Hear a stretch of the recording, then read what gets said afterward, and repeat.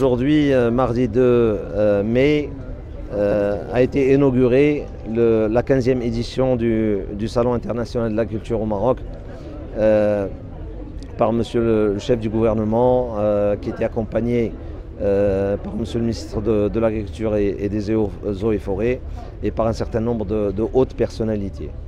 À travers ces longues heures de visite, les personnalités ont pu donc constater quelle est l'importance aujourd'hui qui a été traduite par les professionnels et les institutionnels par cette 15e édition, et particulièrement après 3 éditions d'absence. Et donc on a constaté l'ambition ou le retour de l'ambition des professionnels à retrouver ce projet.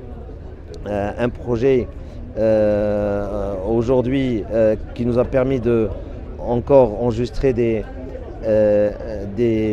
chiffres qui ont été battus par rapport aux éditions précédentes, principalement au niveau du pôle des produits de terroir, pôle pour lequel nous avons travaillé sur un programme qui a concerné à peu près 550 coopératives rurales qui ont exposé des produits de très haute qualité cette année, avec beaucoup de variétés. Nous pouvons aussi parler d'un engouement sans précédent du pôle international. Le pôle international qui a impliqué 68 pays sur une surface qui a dépassé 1,5 hectare. Et si nous avions plus d'espace, on aurait été capable d'avoir plus de pays. Alors avec cela, donc l'Angleterre ou la Grande-Bretagne a été donc le pays à l'honneur.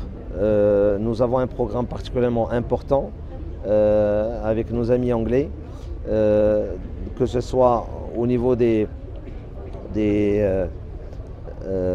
conventions et des projets de coopération,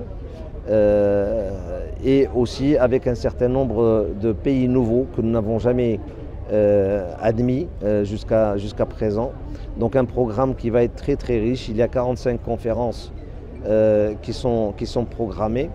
Parmi elles, donc une conférence qui va se tenir demain et qui va traiter par des experts nationaux et internationaux des questions de souveraineté alimentaire, et une autre qui va se tenir le jeudi et qui va concerner plus de 30 ministres africains, et qui va traiter autour des questions des changements climatiques. Donc ces conférences donnent et confirment le statut du SIAM comme étant une des plus grandes tribunes qui traite des questions de l'agriculture dans le monde.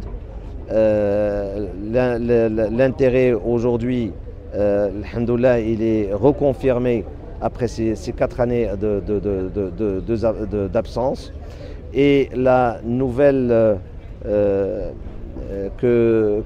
pour laquelle nous avons beaucoup d'espoir et sur laquelle nous savons qu'il va y avoir de l'avenir, c'est le pôle des startups, qui aujourd'hui a concerné à peu près 40 startups, et qui confirme aussi la place du Royaume du Maroc dans l'utilisation des technologies avancées et de l'innovation appliquée donc aux questions agricoles. Il nous reste aujourd'hui bien sûr un chiffre qui va être révélé à la presse à la fin de la semaine, qui est celui du nombre de visiteurs, que nous espérons être donc aussi important que les autres chiffres que nous avons enregistrés, comme celui donc de la surface qui est passé de 100 000 m² à 110 000 m²,